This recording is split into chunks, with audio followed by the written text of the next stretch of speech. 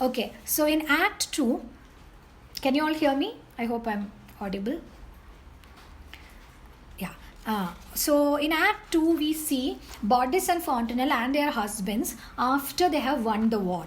So now we realize that they have to govern this country, but at the same time, they are finding everything very difficult because it was easier for them to complain and to have problems with Lear when Lear was the king. But now that they are ruling, they are not at all happy with how they have to govern the country. They don't like each other, so the two sisters don't like each other, they don't like their husbands, and they are now worried what is happening with Lear.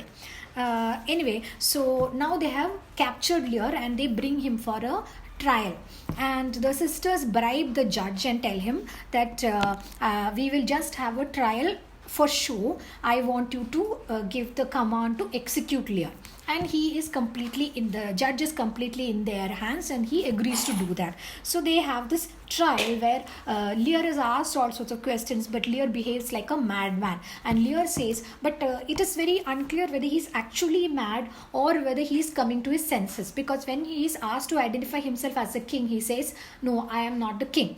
And when he's asked to identify his daughters, he says, no, these are not my daughters. So it sounds like he's gone mad, but at the same time, it could also be a way for him to say that I don't recognize what my daughters have become. So when he says, this is not my daughter, these are not my daughters, he says that my memory of my daughters, the girls that I raised, is completely something else. I refuse to acknowledge that these two are my daughters. And they also bring a mirror to him to look at, and he looks in the mirror and says, this is not the king. So this is actually very different from certain scenes in King Lear, where even when Lear is gone crazy and he is sitting like a beggar, like a mad beggar in the storm, and he's approached by the Earl of Gloucester, and Gloucester says, is it not the king? And King Lear says, every eye, every inch a king. So there, even when he's gone mad, he still retains some aspect of his kingliness, even though he completely his belief in the divinity of kings has completely been shattered, in the absolute power of monarchy that has been shattered. But still, in Shakespeare's King Lear, he retains that recognition that he is actually a king, whereas here he looks at the mirror and says, this is not the king. So he doesn't recognize himself, or in some sense he's saying, I am not the person that I was, and these women, my daughters, are not the people that they were. We have all been changed. We have been corrupted by power and changed by circumstances. So all these things happen.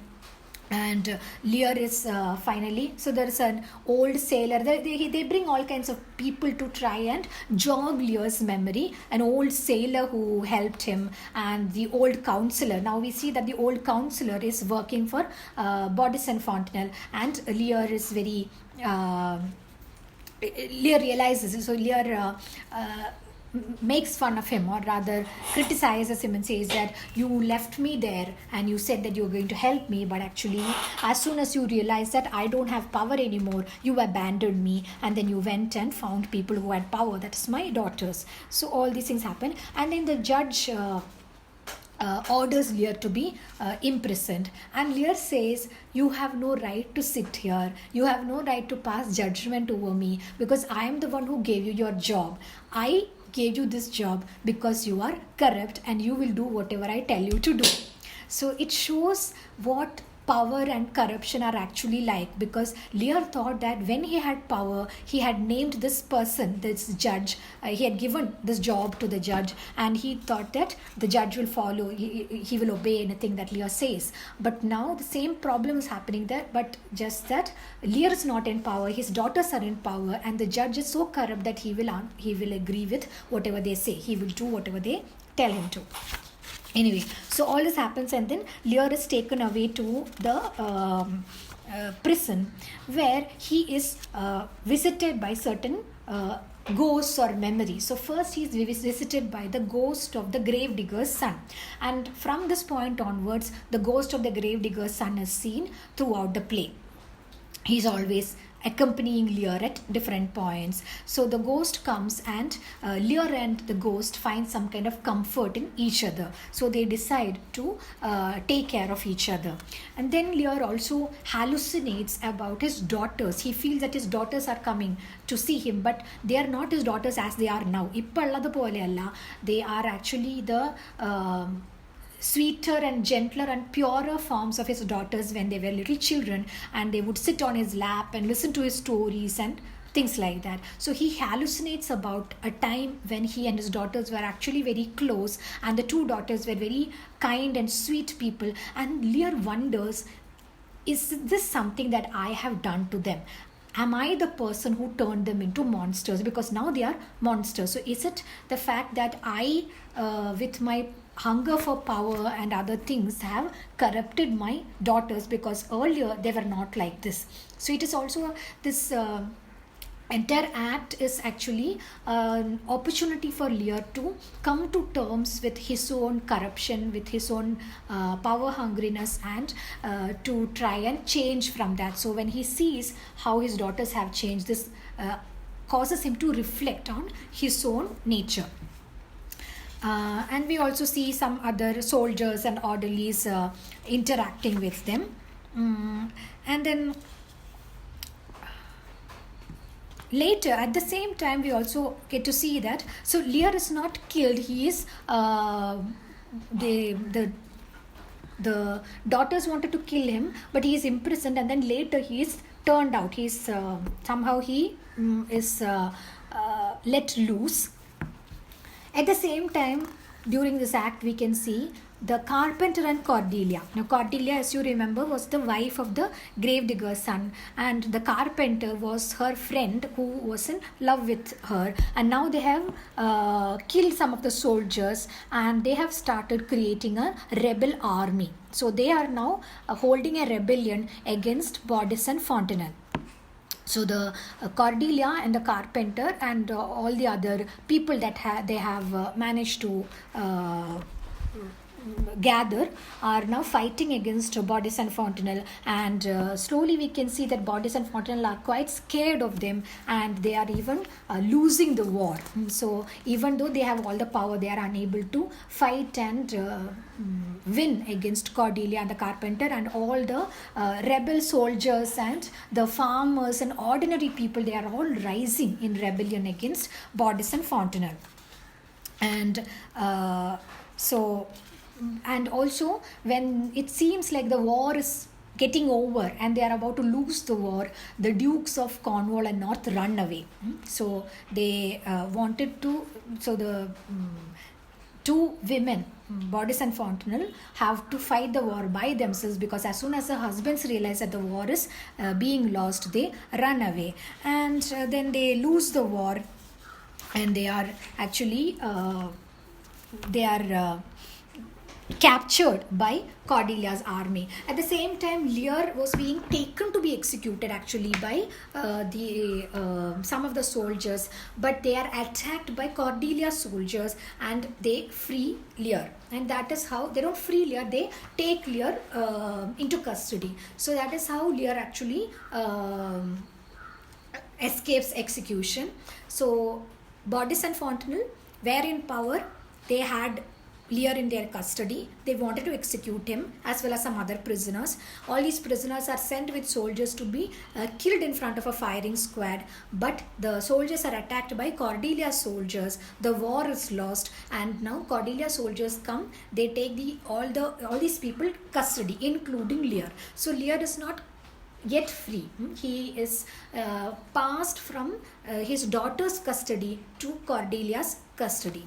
So Cordelia does not meet Lear, but the carpenter goes to meet Lear and the other prisoners. And one of the prisoners, so they are called first prisoner, second prisoner, like that. There are 4 prisoners, and the 4th prisoner says, I am a political prisoner and I am on your side. I was put in prison because I opposed Bordis and Fontenelle. So as soon as his papers have come through, as soon as somebody gives an evidence that this person is a political prisoner, he is no longer a prisoner, and he becomes a prison doctor.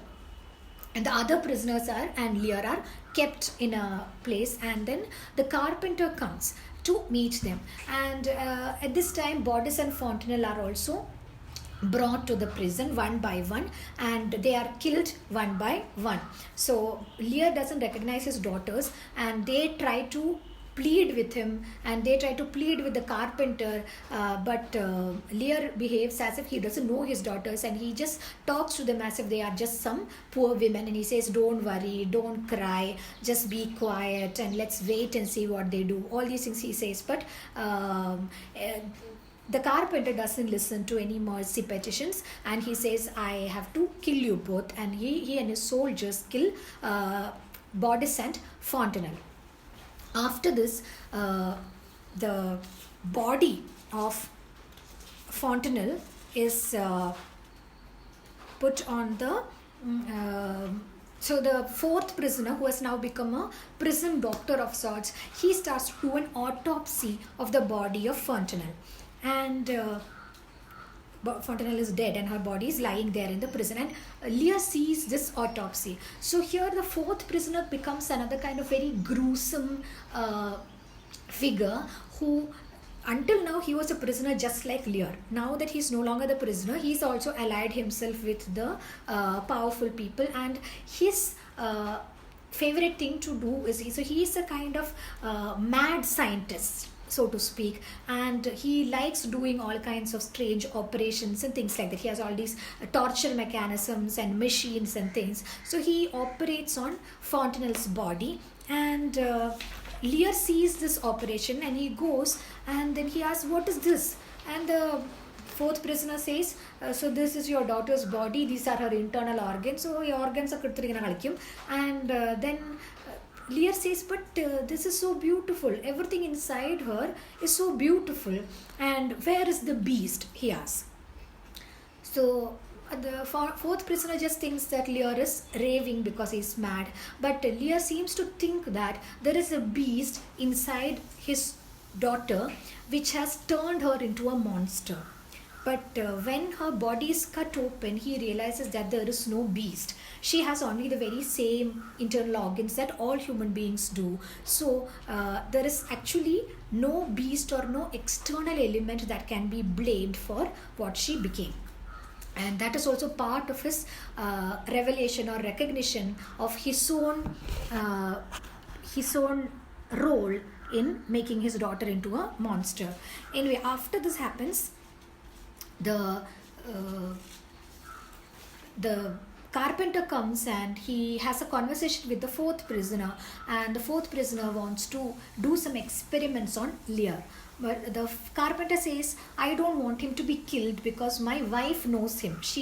Cordelia knows Lear, and she has said, you can do whatever you like with him, but don't kill him. So long as you don't kill him, you play with him, you do whatever you like. And the carpenter goes away.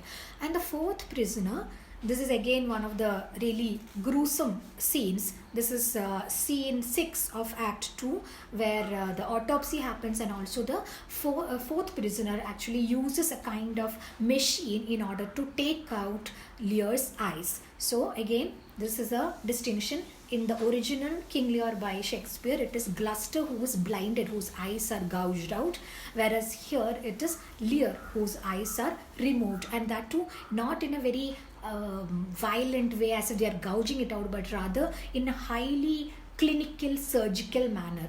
It is taken out, and Lear starts to scream, and the blood comes out, and all these things, and Lear is now let loose. So they don't think that Lear is any kind of threat anymore, and Lear is now supported by the ghost of the gravedigger's boy, because the ghost of the gravedigger's boy has stayed with Lear throughout all this, and they somehow both leave that place. And in the last scene of this act, we get to see Lear lying in a countryside, and he is passed by a small family of farmers. There is a farmer, a farmer's wife, and a farmer's son. They pass by and they see Lear. So they try to help him, they give him some water, but they can't do anything more for him. They don't see the ghost. The ghost is there all the time, but they don't see him. And they mention that something very strange is happening. remember the wall that Lear had built. When Fontenelle and Bordis took over the kingdom, they were trying to pull down the wall, but they did not succeed in completely pulling it down because they needed people, they needed soldiers to fight. So they did not have enough manpower to spare on pulling down the wall. So the wall, the unfinished wall, was always remaining. Now that Cordelia has become the queen or the ruler, she is rebuilding that wall because she realizes that in order to, now that she has got a kingdom, in order to retain that kingdom, she has to retain that wall. So she is now building the wall again, and she is asked for soldiers or people to do their duty at the wall.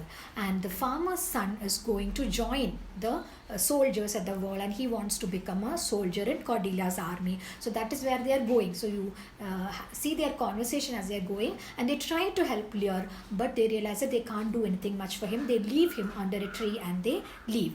Then finally the ghost of the gravedigger's boy comes and tells Lear that you can't stay here, let's do one thing, let us go to my old house, the old house versus little house and farm where the gravedigger's boy and Cordelia had lived. So the boy says, I will take you there and somehow you can live there. And that is the end of Act 2 as well.